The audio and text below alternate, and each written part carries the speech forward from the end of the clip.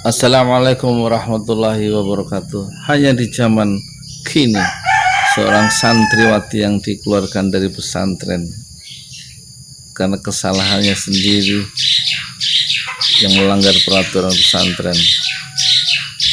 Kemudian orang tuanya marah-marah di luar kendali. Kita saksikan video yang sangat mencemaskan ini. Seorang ulama dipersekusi oleh orang tua santri. Seorang ulama dihinakan oleh orang tua santri. Hanya terjadi di zaman sekarang. Petiklah pelajaran ini untuk keselamatan kita sendiri di dunia dan di akhirat. Saya Yudi Pramuko, tukang donat di Parung YouTuber tertua di semesta. Fasbir sabron jamila, bersabarlah dengan kesabaran yang indah. Kau tahu dengan agama, tahu dengan Tuhan. Ku bilang sama kau, adil nggak kira-kira sama kau ini? Jangan kau bikin aku emosi. Kemarin aku baik. Sampai menangis aku.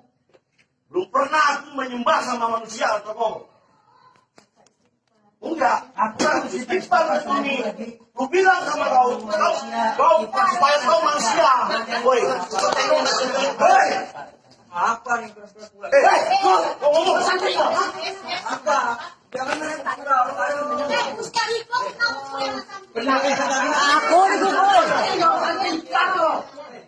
aku dipukul.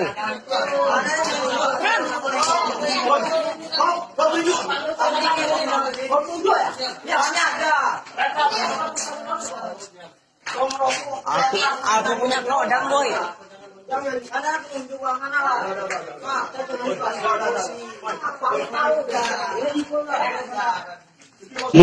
Okey, soalan saya, adakah seorang anak punya hak untuk merajuk dengan seorang ibu kerana seorang anak tu merasakan dirinya dilayan tidak adil, tidak sama rata dengan adik-beradik yang lain? Sebagai contoh, kadang-kadang mungkin soal pembahagian harta ataupun pembahagian kasih sayang masa ibu tu sendiri kepada anak-anak. Jadi adakah seorang anak punya hak untuk merajuk dengan seorang ibu?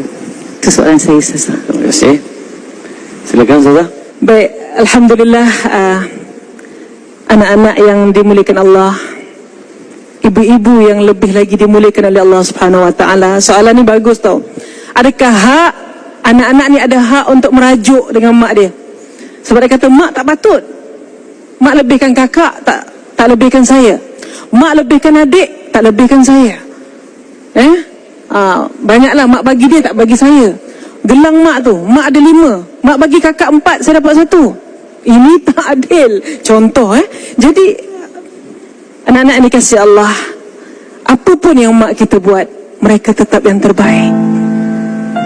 Tetap yang terbaik. Kita pandai macam mana pun, you ada PhD 4 ke, mak kita tetap betul. Walaupun yang dicakap tu faktanya salah, mengalah ajalah. Ya mak betul mak. 2 tambah 2, 5. Ya mak betul mak. Mak betul sangat mak. Saya setuju mak. Mak tetap betul.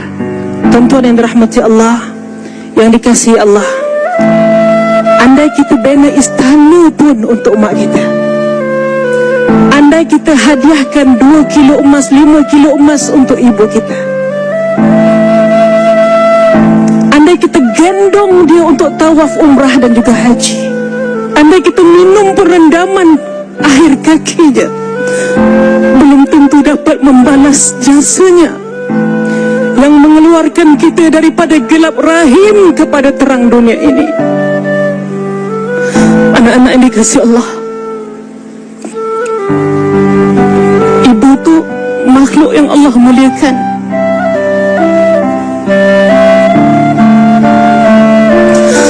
Kasih ibu tidak pernah bertalak. Kasih ibu tiada edahnya.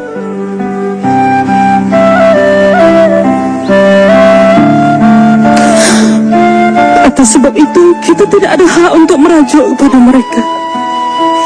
Kita tidak ada hak langsung untuk berdendam dengan mereka.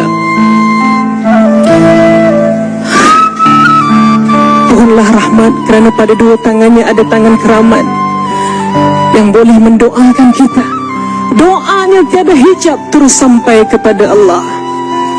Kita tak tahu ketika kita sedang lena tidur, ibu kita bangun, ya Allah, kasihani anakku ya Allah, rahmati hidupnya ya Allah, bahagiakan dia ya Allah.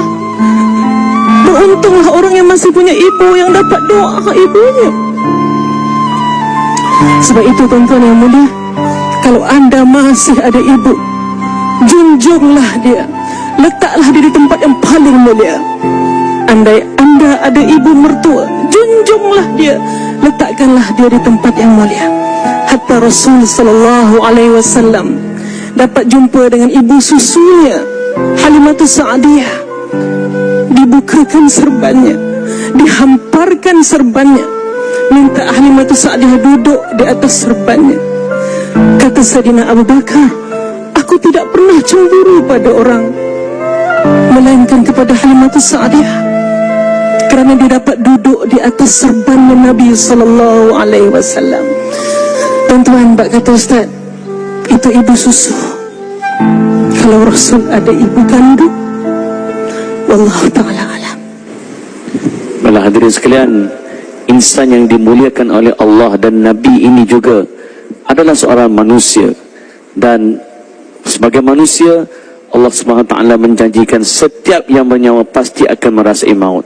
Apakah amalan yang perlu kita lakukan? Apakah yang terbaik yang perlu kita lakukan tatkala ibu berada dekat jenazah? Selepas ini dalam tazkirah malam Jumaat, jangan ke mana-mana, kita jumpa selepas